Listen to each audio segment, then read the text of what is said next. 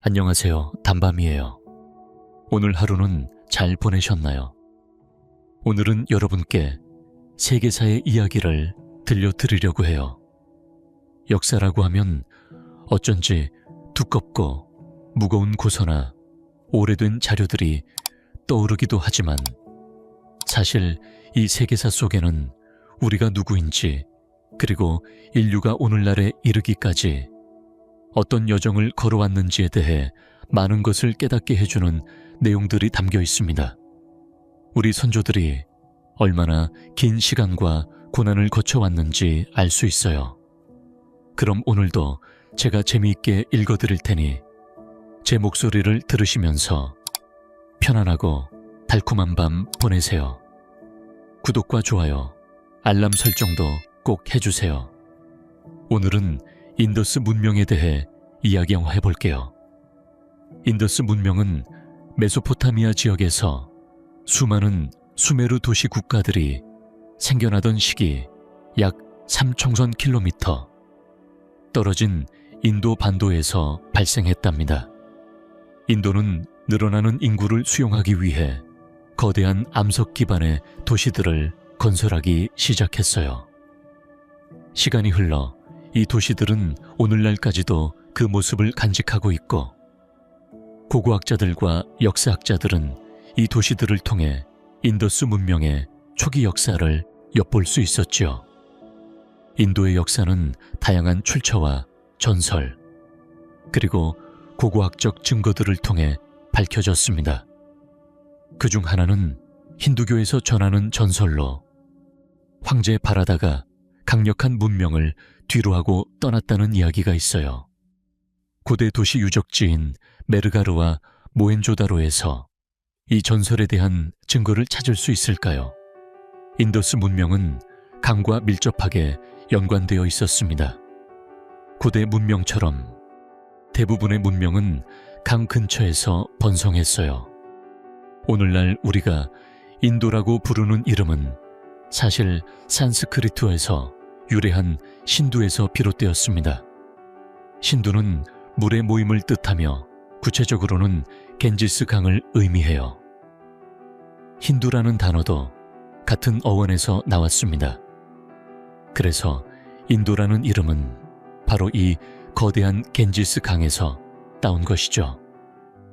많은 인도인들은 자신들의 나라를 바라트라고 부릅니다. 바라트는 전설 속 고대 황제 바라타의 이름에서 유래한 것이죠. 바라타는 통일된 인도 제국을 물려받아 오랜 시간 잘 통치했다고 전해집니다. 고대 인도의 대서사시인 마하바라타에서도 그의 삶이 상세히 묘사되고 있죠. 바라타의 전설에 영감을 준 실제 인물은 고대 인더스 문명의 사람이었을 것입니다. 인더스 문명은 약 기원전 6, 공천년에서 기원전 7, 1길년까지 지속되었으며 세계에서 가장 오래되고 복잡하게 발전한 문명 중 하나로 꼽힙니다. 인더스, 유적지에서 발견된 복잡한 도시 설계와 실내 화장실, 공공수영장 같은 첨단 시설들은 고대 인더스 문명이 얼마나 발전했는지를 보여줍니다. 하지만 무엇보다도 연구자들을 사로잡는 것은 인더스 문명에 대해 아직 밝혀지지 않은 많은 것들이라는 점입니다. 고고학자들은 물리적인 증거를 찾아내고 과거에 있었을 법한 이야기들을 재구성하는 작업을 합니다.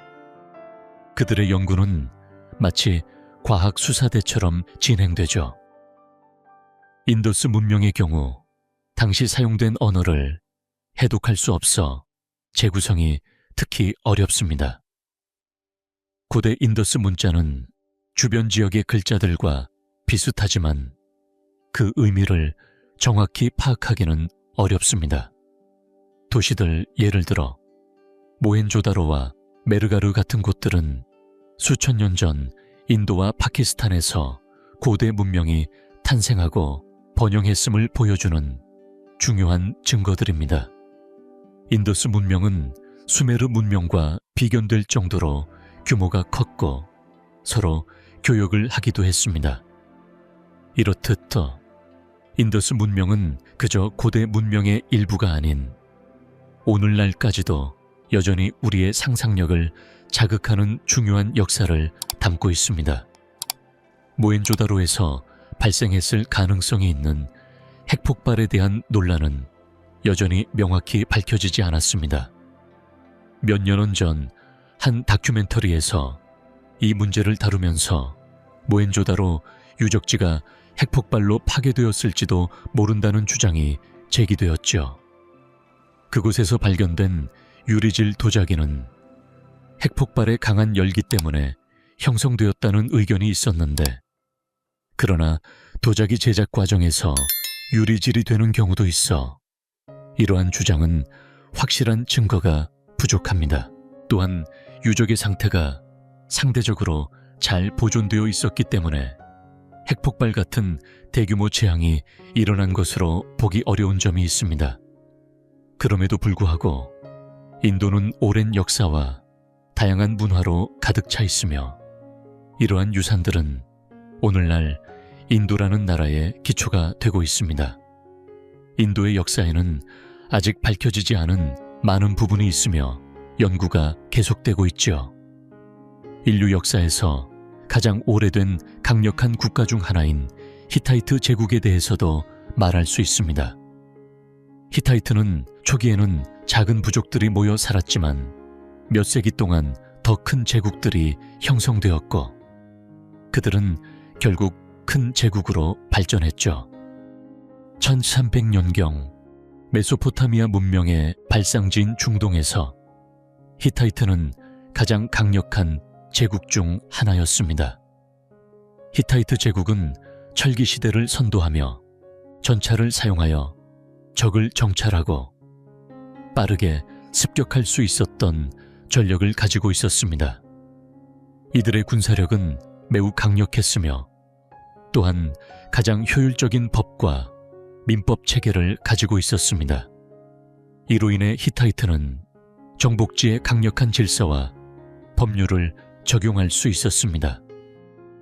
그러나 히타이트 제국은 그들의 전성기 이후 짧은 시간 안에 붕괴되고 말았습니다. 그들의 지배력은 고작 한 세기 정도 지속되었고 기원전 1200년경에는 농업 문서에 의해 그들의 제국이 붕괴되었음을 알 수 있습니다. 이후 히타이트 제국의 수도 하투샤르도 아시리아에게 정복당하게 되었지만 이들의 전투력과 문화는 여전히 역사에서 중요한 자리를 차지합니다. 특히 히타이트와 이집트는 서로 대립하며 역사에서 중요한 이야기를 만들어냈습니다. 예를 들어 이집트의 왕 투탕카멘의 죽음과 관련된 이야기는 히타이트와의 관계에서 중요한 의미를 지니고 있습니다. 히타이트 제국의 기록에 따르면 투탕카멘의 왕비 앙케세나멘은 히타이트의 왕 스피룰리 우마 1세에게 편지를 보내어 자신의 남편이 죽고 아들이 없는 상황에서 새로운 남편을 보내달라고 요청했다고 합니다. 이 편지를 받은 스피룰리 우마 1세는 자신의 아들인 잔난자를 이집트로 보내어 상황을 확인하게 되었고 그 후 두 나라의 관계는 급격히 악화되었습니다. 이 사건은 당시 히타이트 제국이 이집트와 동등한 위치에서 강력한 국가였음을 보여주는 중요한 증거로 이집트와 히타이트의 결합은 1세기 후 이집트의 람세스 2세가 히타이트 공주 마토르 페레레와 결혼하면서 이루어졌습니다. 고대 이집트는 그들의 유적과 문명으로 유명합니다. 오늘날까지도 이집트의 유적은 많은 사람들이 찾는 중요한 문화유산입니다. 피라미드는 이집트의 역사에서 가장 유명한 건축물 중 하나입니다. 하지만 그보다 규모가 작은 수많은 신전과 조각상, 그리고 독특한 상형 문자로 종교와 사상을 기록한 문헌들이 남아 있습니다. 이집트는 고대 북쪽의 히타이트와 동쪽의 아시리아와 세력 다툼을 벌이던 기원전 1300년경 이미 깊은 역사와 신비로운 전통을 자랑하는 국가였죠. 그 당시 이집트는 수수께끼 같은 전통과 기념비적인 건축물들로 가득했습니다. 하지만 이집트가 그 시기에 발전할 수 있었던 이유는 기원전 1950년부터 1977년까지 제18, 19, 20왕조의 파라오들이 이집트를 다스리며 이 나라가 무궁무진한 가능성을 지닌 신생 국가임을 확신했기 때문입니다. 이 시기를 역사학자들은 신왕국이라고 부르며 이집트 역사상 가장 번영했던 시기로 평가합니다. 당시의 왕 아케나텐은 그 자체로 신앙에 큰 변화를 가져왔습니다. 그는 여러 신을 숭배하던 고대 이집트에서 태양신 아톤을 최고신으로 숭배하는 단일 신앙 체제를 만들었습니다. 아케나텐의 신앙은 큰 논란을 일으켰습니다. 그는 신들을 단일화하려 했고 아톤을 가장 중요한 신으로 섬기기 시작했죠. 이 신앙은 후에 유대교, 기독교, 이슬람교에 영향을 미쳤다는 평가도 받습니다. 아케나텐은 수도를 테베에서 400km 떨어진 아마르나로 옮기고 새로운 도시를 건설하며 그곳에서 예술과 건축에서 혁신을 이루었습니다. 하지만 아케나텐이 사망한 뒤 수도는 다시 테베로 돌아갔습니다. 아마르나는 이후 고고학자들에게 발견되었고 그곳에서 많은 유적들이 발굴되었지만 여전히 아케나텐의 왕비 네페르티티의 무덤은 발견되지 않았습니다. 그녀의 흉상은 고대 미인의 기준으로 여겨지고 있으며 그녀의 무덤이 아들 투탕카멘의 무덤과 연결되어 있을지도 모른다고 추측됩니다. 이집트 신왕국의 역사 속에서 알렉산더 대왕은 중요한 인물로 떠오릅니다. 그는 마케도니아의 왕 필리포스 2세의 아들로 아버지의 유산을 이어받아 그리스 도시 국가들을 통합하여 거대한 제국을 세웠습니다. 알렉산더 대왕은 그리스의 도시 국가들을 제국으로 통합하며 강력한 영향력을 발휘했습니다. 그리고 그가 세운 제국은 단순히 군사적 정복에 그치지 않고 세계주의라는 개념을 확립하게 했습니다. 세계주의란 전 세계를 하나의 공동체로 생각하고 그 문제를 함께 해결해 나가야 한다는 개념이죠. 알렉산더 대왕의 침략은 세계 역사에 깊은 영향을 미쳤습니다. 그는 그가 정복한 국가들을 서로 연결하여 간접적으로 세계적인 유대 관계를 형성하였고 그 유대는 오늘날까지도 여러 형태로 이어지고 있습니다. 371년 스파르타는 르크트라 전투에서 큰 패배를 겪고 군사적 주도권을 잃었습니다. 그 후에도 스파르타는 자치권을 유지하며 여러 세기 동안 존재감을 보였지만 그리스의 지배권을 되찾지는 못했습니다. 그러나 그 시점에 마케도니아가 역사의 무대에 등장하게 됩니다. 기원전 330년대 후반 필리포스 2세는 이미 많은 그리스의 도시 국가들을 정복하고 있었습니다.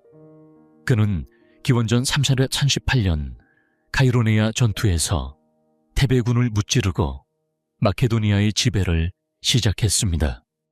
이때부터 마케도니아는 그리스 전역을 지배했지만 그리스의 도시 국가들은 여전히 독립적인 성격을 유지하고 있었고 마케도니아는 그리스 연합의 형태로 군사적 통합을 시도하며 제국처럼 운영되기 시작했습니다. 필리포스 2세는 국력을 결집하여 페르시아 침공을 준비하기 시작했습니다. 페르시아는 약 200년 전에 그리스와 전쟁을 벌였고 그로 인해 적국이 되었었죠. 그러나 기원전 3차 36년 필리포스 2세는 의외의 사고로 수행원의 칼에 의해 암살당하게 됩니다. 이후 그의 꿈은 아들인 알렉산더 3세에게 이어졌습니다. 알렉산더 대왕은 어린 시절부터 자신의 운명에 대해 자주 들었고, 그는 페르시아 제국을 정복할 사명을 띠고 태어났다는 믿음을 가지고 자랐습니다. 그의 스승인 아리스토텔레스는 운명의 중요성에 대해 가르쳤으며, 알렉산더는 이 가르침을 마음에 새기고 모든 일은 필연적으로 일어난다고 믿었습니다. 그는 군사 교육을 받으며 뛰어난 전술과 능력을 키운 후 아버지의 후계자로 왕위에 오르게 되었습니다. 알렉산더는 제국을 확장하며 페르시아와 이집트를 정복하기 시작했습니다. 그는 포식자처럼 사냥감을 쫓았고, 페르시아 왕 다리우스 3세는 쫓기는 사냥감처럼 두려움에 떨었습니다. 다리우스 3세는 40대 초반에 제국을 물려받았지만 궁정 내 암투와 혼란 속에서 자라며 알렉산더의 강력한 군사력에 압도당하고 말았습니다. 페르시아의 아케메네스 왕조는 이미 위태로운 상황에 처해 있었고, 다리우스 3세는 왕위 보존을 위해 고군분투하는 가운데 알렉산더의 위협에 대해 점차 심각하게 느끼게 됩니다. 알렉산더는 그리스의 반란을 진압하고 페르시아로 진군하여 빠르게 정복 전쟁을 이어갔습니다. 그의 페르시아 정복은 예상보다 수월하게 이루어졌습니다. 이는 페르시아 지방들이 이미 새로운 통치자를 맞이할 준비가 되어 있었기 때문입니다. 알렉산더가 이집트에 도달했을 때 그곳의 지도자들은 큰 저항 없이 항복하였고, 알렉산더는 그들을 신으로 대접받으며 나라를 정복해 나갔습니다. 오시리스의 육체적인 화신이자 새로 등장한 파라오로 환영을 받았지만, 기원전 331년 페르시아와 주변 지역을 정복하던 다리우스와 아케메네스 왕조는 이미 그 세력의 끝자락에 있었습니다. 그들이 남긴 것은 그저 이름뿐인 허상에 불과한 존재 같았습니다. 알렉산더는 기원전 30년에 페르시아 관문 전투에서 다리우스의 군대를 완전히 무너뜨렸고, 이어 페르세폴리스로 진격하며 아케메네스 왕조를 끝장내었습니다.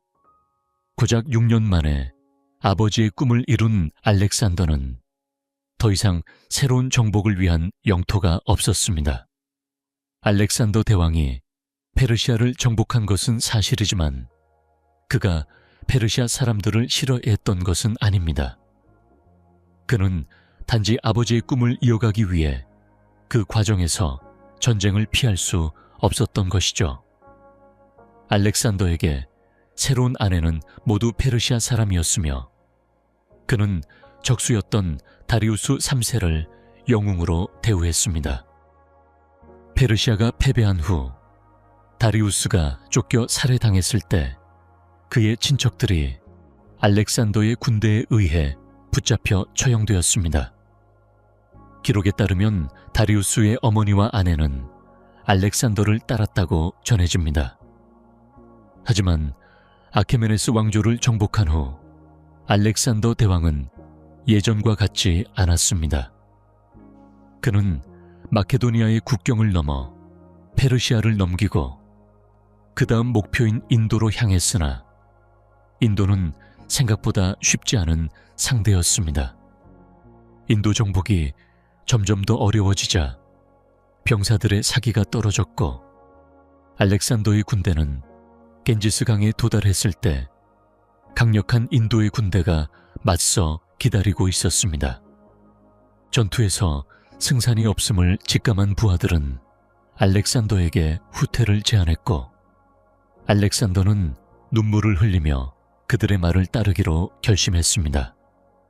그 이야기에 의하면 알렉산더는 더 이상 정복할 영토가 없어서 울었다고 합니다. 그러나 후에 몽골 제국이 알렉산더보다 더 넓은 영토를 정복하게 되면서 그 말은 틀린 것으로 판명되었습니다. 어쩌면 알렉산더는 더 이상 세상을 정복하지 못한 현실에 대해 울었던 것일지도 모릅니다. 그의 군대가 지치고 피곤해도 계속 전진했더라면 결국 인도군에 패배했을 가능성은 높았을 것입니다. 그렇다면 알렉산더 대왕의 역사는 전설이 아니라 비운의 왕에 대한 교훈이 되었을지도 모릅니다. 이후 알렉산더는 바빌론에서 새로운 군사 작전을 준비하던 중 알 수 없는 원인으로 갑작스럽게 사망하게 됩니다. 중국의 황제들은 자신들의 후손들이 통치자가 될 운명에 있다고 믿었으나 공자의 사상에 대해 문제를 제기했습니다. 이로 인해 진시황은 유교 사상을 금지하고 관련된 책들을 불태우기도 했습니다. 유학자들을 처형하기도 했죠. 그럼에도 불구하고 유교의 억압은 결국 실패로 돌아갔습니다. 진나라 이후 기원전 2.1년을 지나 등장한 한나라에서는 유교가 관대하게 받아들여졌고 결국 삼국시대인 3세기경에는 중국에서 가장 큰 영향력을 발휘한 철학 사상이 되었습니다. 또한 손자병법의 저자인 손자에 대한 탄생에 관한 의견은 여러 가지가 존재합니다. 일부는 그가 조금 더 이전 시기에 태어났다고 주장하지만 현재의 많은 역사학자들은 그가 전국시대의 인물이었다고 주장합니다. 손자가 쓴 손자병법은 수천 년 동안 전쟁터에서 유용한 전략 지침으로 사용되었으며 오늘날에도 여전히 참신하고 실용적인 가르침을 제공합니다. 군인뿐만 아니라 일상에서 마음에 새기며 실천할 수 있는 조언들이 담겨 있습니다. 손자병법의 몇 가지 중요한 내용을 살펴봅시다. 전쟁의 본질은 속임수라고 합니다. 공격할 때는 마치 공격할 수 없는 것처럼, 군사를 이동할 때는 마치 멈춰 있는 것처럼 보이게 해야 한다고 합니다. 적에게 가까워질 때는 멀리 있는 것처럼, 멀리 있을 때는 가까이 있다고 믿게 해야 한다는 겁니다. 또한 적을 흔들어 놓기 위해 미끼를 사용하라고도 합니다. 전쟁을 길게 끌어서는 이득을 볼 수 없으며 싸우지 않고 적을 굴복시키는 것이 최고의 전략이라고 말합니다. 손자병법에서는 장군의 약점에 대해서도 이야기합니다. 첫째, 무모함이 파멸을 초래할 수 있고, 둘째, 비겁함은 포로로 잡히게 만들 수 있으며, 셋째, 모욕을 당하면 조급해져서 실수를 할 수 있고, 넷째, 예민하고 섬세한 성격은 문제를 일으킬 수 있으며, 다섯째, 지나치게 부하를 아끼다 보면 공영에 처할 수 있다는 경고도 있습니다. 이는 오늘날에도 많은 사람들이 공감할 만한 내용이지요.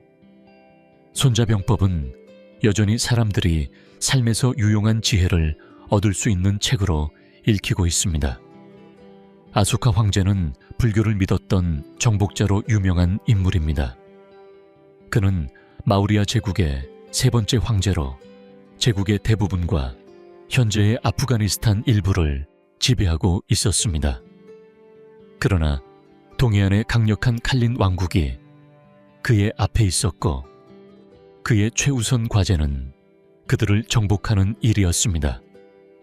그 과정에서 엄청난 수의 사람들이 죽었고, 아소카는 그로 인해 큰 양심의 가책을 느꼈습니다.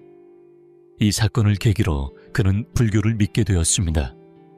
그는 불교를 믿게 되면서 몇 가지 중요한 질문을 던졌습니다. 불교 신자 황제는 제국을 어떻게 통치해야 할까? 어떻게 물질적인 부를 포기할 수 있을까?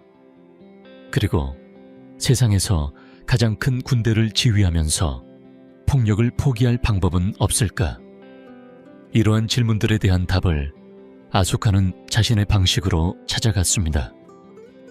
아소카의 왕국은 불교의 영향을 통해 큰 변화를 겪게 되었습니다. 불교가 아시아의 강대국들을 재편하는 데 중요한 역할을 했고, 특히 석가모니의 가르침이 인도에서 가장 먼저 받아들여졌습니다. 당시 불교는 아직 초기 단계였고 선불교나 대승불교는 자리를 잡지 않았습니다. 하지만 아소카는 불교를 자신의 통치 방식에 통합하면서 폭력과 전쟁 대신 평화와 자비를 강조하는 새로운 길을 개척했습니다. 불교는 많은 사람들의 삶에 깊은 영향을 미쳤고 그로 인해 널리 확산되었습니다. 불교의 4가지 성스러운 진리, 즉 성제는 삶의 근본적인 교리로 자리 잡았습니다. 첫 번째 진리는 삶은 원래 고통스러움을 인정하는 것입니다. 그리고 이 고통은 욕망으로 인해 발생하며 우리는 욕망을 버리는 방법을 배울 수 있습니다. 중생들이 깨달음을 얻기 위해 실천해야 할 8가지 덕목인 팔정도를 따르고 수행을 지속하면 결국 열반에 이를 수 있다는 것이 나머지 3가지 진리였습니다. 불교는 아소카의 삶을 근본적으로 변화시켰습니다. 아소카는 자신이 저지른 일에 대해 깊은 후회를 느꼈습니다. 그러나 그는 아버지 빈두사라의 영토 확장 정책에 대해서도 죄책감을 가지고 있었습니다. 아소카는 마우리아 제국을 통치하며 선대로부터 이어진 영토 확장의 길을 걷게 되지만 그 길이 결국 악한 일이었음을 깨닫고 반성하는 선 모습을 보입니다. 이와 같은 반성은 역사 속에서 그 어떤 지도자에게서도 찾아보기 어려운 독특한 사례로 남습니다. 대부분의 지배자들은 자신들의 업적을 과장하여 기념비를 세우거나 기록을 남기려 했지만 아소카는 정반대로 자신이 저지른 죄를 사죄하며 기록을 남겼습니다.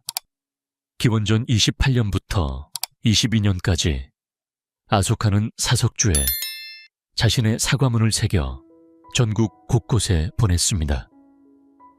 이 돌기둥들은 석가모니의 생애와 관련된 중요한 유적지에 세워졌으며 그 속에는 각 지역 통치자들이 인권을 존중하겠다는 약속이 포함되어 있었습니다. 아소카의 사석주는 세계 최초의 구속력 있는 인권 문서로 인정받고 있습니다. 이 기둥들에 기록된 내용은 역사적으로 중요한 의미를 가지며 오늘날까지도 인도 사회에서 중요한 문화유산으로 여겨집니다. 인도의 역사도 마찬가지로 다양한 전설과 고고학적 증거를 통해 밝혀졌습니다. 그 중에서 가장 유명한 것은 힌두교에서 전하는 인도의 기원에 대한 전설입니다.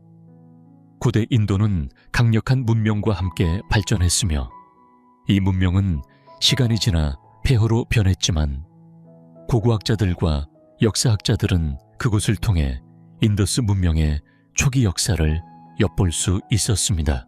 인더스 문명은 약 6,000년 전부터 기원전 1년까지 존재했던 세계에서 가장 오래되고 복잡하게 발달한 문명 중 하나로 그 유적지에서는 정교하게 설계된 도시 실내 화장실, 공공 수영장 등의 첨단 시설을 발견할 수 있습니다. 오늘날 이 유적들은 도시 설계자들에게 중요한 연구 대상이 되고 있으며 여전히 많은 부분이 미스터리로 남아 연구자들의 관심을 끌고 있습니다. 인더스 문명의 발전된 도시, 설계와 생활 방식은 오늘날의 현대 도시와도 많은 유사점을 가지고 있어 많은 연구자들에게 흥미로운 연구 대상이 되고 있습니다. 고고학자들이 주도하는 역사 연구는 과학적 수사를 바탕으로 한 작업입니다. 그들은 물리적인 증거를 찾아내고 이를 보존하며 과거의 이야기를 재구성합니다. 이러한 연구는 사실과 사실을 연결하는 중요한 역할을 합니다. 그러나 인더스 문명과 같은 경우 그 문자가 아직 해독되지 않아서 그들의 이야기를 완벽하게 재구성하는 것은 매우 어렵습니다. 인더스 문자는 주변 지역의 다른 문자들과 비슷해 보이지만 그 짧은 문장조차 해석하기가 매우 까다롭습니다. 일부 학자들은 인더스 문자가 실제로 문자가 아닐 수도 있고 서명이나 상표 같은 것일 수 있다고 주장하기도 했습니다. 이처럼 문자로서의 해석이 불가능하자 고고학자들은 도시 유적에서 단서를 찾았습니다. 모헨조다로와 메르가르와 같은 고대 도시는 이 지역이 수천 년 전 인도와 파키스탄에서 중요한 중심지였음을 보여줍니다. 인더스 문명은 그 지역의 큰 규모와 교역을 통해 다른 문명들과 연결되었던 중요한 문명으로 자리 잡고 있었습니다. 모헨조다로에서 발견된 유리질 도자기가 핵폭발에 의해 만들어졌다고 주장하는 이들도 있었지만 과학적으로 보면 도자기는 일반적인 굽기 과정에서 유리질이 될 수 있으며 핵폭발이 일어났을 가능성은 낮다는 주장이 더 설득력을 얻고 있습니다. 그럼에도 불구하고 여전히 여러 가지 이론들이 제시되고 있습니다. 인더스 문명에 대한 연구는 지금도 계속되고 있으며 그 유산을 밝혀내기 위한 노력이 지속되고 있습니다. 이 문명은 오랜 역사 속에서 다채로운 문화와 발전을 이룩했으며 그 영향은 오늘날까지 이어지고 있습니다. 히타이트 제국 또한 고대 문명 중에서 중요한 역할을 한 국가였습니다. 이 제국은 그 당시 가장 강력한 무장국가 중 하나였으며 철기를 사용한 전차는 탱크처럼 빠르고 강력한 전투력을 발휘했습니다.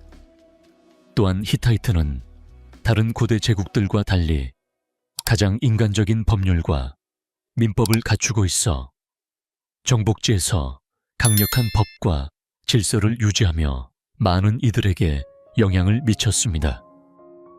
하지만 히타이트 제국은 그들의 역사적 존재를 제대로 기록할 수 있는 시간이 부족했습니다. 약 100년 만에 제국의 농업 체계가 붕괴되었고 그들은 곡물을 실어오기 위해 다른 나라에 의존해야 했습니다. 결국 아시리아 제국에 의해 히타이트의 수도인 하투샤르가 점령당하게 되었고 그들의 제국은 끝을 맞이했습니다. 히타이트와 이집트 두 제국의 결합에 관한 흥미로운 이야기도 있습니다. 히타이트의 왕자가 한때 이집트의 파라오가 될 뻔했다는 이야기입니다. 이 사건은 파라오의 저주로 유명한 투탕카멘의 죽음과 관련이 있습니다. 역사학자들은 투탕카멘이 살해되었을 가능성에 대해 오랫동안 의문을 제기해왔습니다. 히타이트의 기록에 따르면 투탕카멘의 왕비가 히타이트 왕에게 보낸 편지가 존재합니다. 그 편지에는 남편이 죽고 아들이 없으니 여러 아들 중 한 명을 그녀의 남편으로 보내달라는 요청이 담겨 있습니다. 이 절박한 요청은 당시 혼란스러운 상황에서 그녀의 위치와 감정을 잘 보여줍니다. 수필 룰리 우바 1세는 아들 잔난자를 이집트로 보내어 상황을 확인하도록 했습니다. 이집트에서 그는 안케세나멘이 두려워할 만한 상황이었음을 알게 되었죠. 히타이트의 기록에 의하면 이집트의 고위 관료들까지 살아있었다는 사실은 두 나라 간의 관계가 이미 악화되고 있었음을 보여줍니다. 그러나 안케세나멘이 수리마 1세에게 보낸 편지는 히타이트가 이집트와 어깨를 나란히 할 만큼 강력한 나라였다는 사실을 잘 보여줍니다. 결국 이집트와 히타이트, 왕가의 결합은 1세기 후 람세스 2세가 히타이트 공주 마토르페레와 결혼하면서 실현됩니다. 고대 이집트의 황금기, 즉 신왕국 시대는 유적과 문헌을 통해 확인할 수 있습니다. 고대 이집트만큼 강렬한 유산을 남긴 문명은 드물다고 할 수 있습니다. 피라미드를 비롯한 신전과 조각상, 그리고 독특한 상형 문자로 기록된 종교와 사상은 여전히 많은 사람들의 관심을 끌고 있습니다. 이집트는 기원전 1300년경 이미 강력한 국가였으며, 당시 이집트는 북쪽의 히타이트, 동쪽의 아시리아와 세력 다툼을 벌이며 오랜 역사와 수수께끼 같은 전통을 이어갔습니다. 이집트를 다스린 제188 실구 이시 왕조의 파라오들은 이집트가 아직 젊은 신생 국가로 무궁무진한 미래가 있다고 믿었습니다. 이 시기를 역사학자들은 신왕국이라 부르며 이집트 역사 속에 여러 황금기 중 하나로 평가하고 있습니다. 아케나텐 왕은 신앙의 면에서 큰 변화를 일으켰습니다. 그는 여러 신을 숭배하는 대신 태양신 아톤을 최고의 신으로 떠받들었고, 이는 유대교, 기독교, 이슬람교 등 후에 등장한 종교들에도 영향을 미쳤습니다. 아케나텐의 파격적인 믿음은 많은 논쟁을 일으켰으며, 그는 수도를 테베에서 아마르나로 옮기고 새로운 도시를 건설했습니다. 이 도시는 10년 동안 도시계획과 예술에서 혁신적인 변화를 가져왔습니다. 그러나 아케나텐이 사망한 후 수도는 다시 테베로 옮겨졌고 아마르나는 버려진 도시가 되었습니다. 그럼에도 불구하고 3000여 년 전이 지난 후 고고학자들에 의해 발견되었죠. 아마르나에서 발굴된 네페르티티의 흉상은 고대 미인의 기준으로 여겨지며 그녀의 무덤은 아직 발견되지 않았습니다. 고고학자들은 그녀의 무덤이 아들 투탕카멘의 무덤과 연결되어 있을 가능성이 있다고 추측하고 있습니다. 만약 그녀의 무덤을 발견한다면 이는 이집트 신왕국의 역사를 더 잘 이해하는 중요한 열쇠가 될 것입니다. 이제 알렉산더 대왕에 대해 이야기해 보겠습니다. 고대 그리스의 도시 국가들은 오랜 시간 동안 연맹 상태를 유지했지만 마케도니아의 왕 필리포스 2세는 이들을 제국으로 통합하여 연맹의 힘을 약화시켰습니다. 이로써 그는 큰 역사적 영향을 끼쳤습니다. 그러나 그의 아들 알렉산더 대왕은 그보다 더 큰 업적을 남겼습니다. 그는 새로운 대륙에 걸쳐 영토를 확장하며 세계주의라는 개념을 처음으로 확립한 인물이었습니다. 바로 이 세계주의의 시초는 알렉산더 대왕에서 시작된 것입니다. 아이러니하게도 그는 여러 나라를 정복하고 지배하면서 세계주의의 기틀을 다졌습니다. 그의 침략으로 서로 얽히고 연결된 국가들은 오늘날까지도 여러 형태로 이어져 오고 있습니다. 기원전 404년 스파르타는 펠로폰네소스 전쟁에서 승리하며 그리스에서 가장 강력한 도시국가로 자리 잡았지만 도시국가들의 연합체 내에서는 한 세력이 지속적으로 우위를 차지하는 것이 어려웠습니다. 스파르타의 지도자들은 권력을 유지하는 것이 차지하는 것보다 훨씬 더 어려운 일이라는 것을 깨닫게 되었습니다.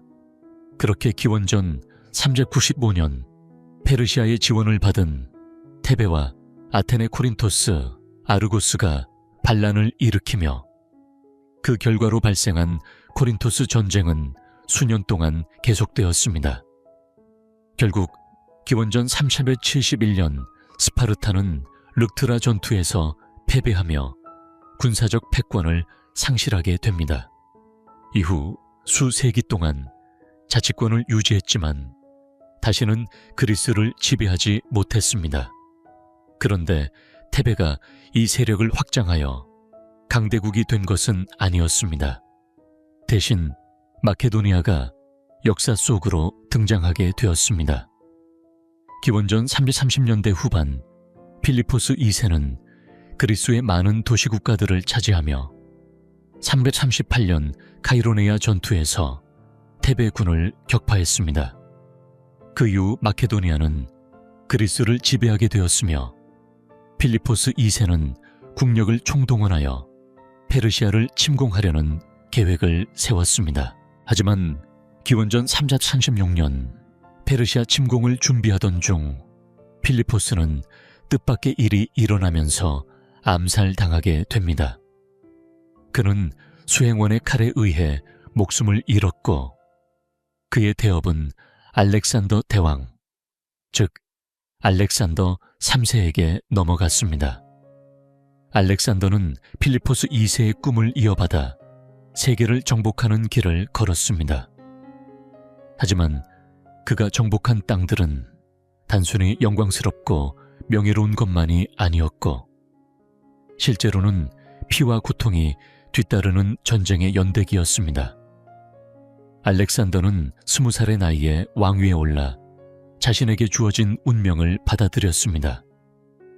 그는 어릴 적부터 페르시아 제국을 정복해야 한다는 운명을 지닌 존재로 성장하였고 스승 아리스토텔레스에게 배운 철학은 그의 삶과 사명에 큰 영향을 미쳤습니다.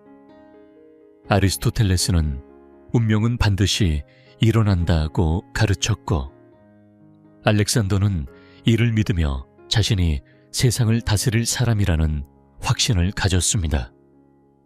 그의 왕위에 오른 뒤 알렉산더는 모든 과업을 하나씩 수행하기 시작했습니다. 그의 사냥감은 강력한 페르시아의 왕 다리우스 3세였고 다리우스는 그와 비교했을 때 자신의 운명을 불안해하며 고민했을 것입니다. 다리우스는 40대 초반에 왕위에 올랐고 알렉산더의 아버지인 필리포스와 나이가 비슷했지만 알렉산더는 그의 아버지가 나라를 더욱 강하게 만들어가는 것을 목격하며 성장했습니다. 반면 다리우스는 수십 년간 혼란과 궁정 내 음모 속에서 성장했습니다. 페르시아는 이미 키루스 대왕과 다리우스 1세의 위대한 업적을 넘어서는 어려움을 겪고 있었고 다리우스 3세는 영토 문제뿐만 아니라 왕위를 지키는데도 어려움을 겪고 있었습니다. 그 시점에서 페르시아의 아케메네스 왕조는 이미 무너지고 있었고 다리우스 3세는 그 왕위도 제대로 지킬 수 없는 상태였습니다. 알렉산더 대왕이 처음 페르시아를 공격할 때 다리우스는 그를 그리 심각한 위협으로 보지 않았습니다. 그러나 시간이 지나면서 알렉산더의 군대는 점점 더 강력해졌고 그의 정복 전쟁은 전 세계의 관심을 끌기 시작했습니다. 알렉산더가 그리스를 정복한 후 페르시아로 진격하기 시작했을 때 그는 이미 큰 승리를 거두고 있었습니다. 그가 페르시아로 진입했을 때 그곳의 지도자들은 별다른 저항 없이 그를 맞이했고 알렉산더는 새로운 파라오로 추대되었습니다. 알렉산더가 기원전 30년 페르시아의 다리우스를 결정적으로 물리쳤을 때 그 당시 다리우스는 이미 실질적인 권력을 잃은 상태였고 페르시아의 수도 페르세폴리스를 정복함으로써 아케메네스 왕조는 무너졌습니다. 이로써 알렉산더는 아버지의 뜻을 완수한 셈이었죠. 하지만 그는 단순한 정복자가 아니었습니다. 그는 진정으로 세계를 넓히고자 했던 왕이었고 그의 군대는 페르시아의 지방에서 대환영을 받았습니다. 알렉산더는 그의 적이었던 다리우스 3세를 여전히 존경했고 그가 죽임을 당했을 때 그의 군대는 그를 추모하기 위해 다리우스의 친척을 처벌했습니다. 알렉산더는 페르시아를 정복한 뒤에도 그들의 문화를 받아들이고 많은 페르시아 출신의 아내를 맞이했습니다.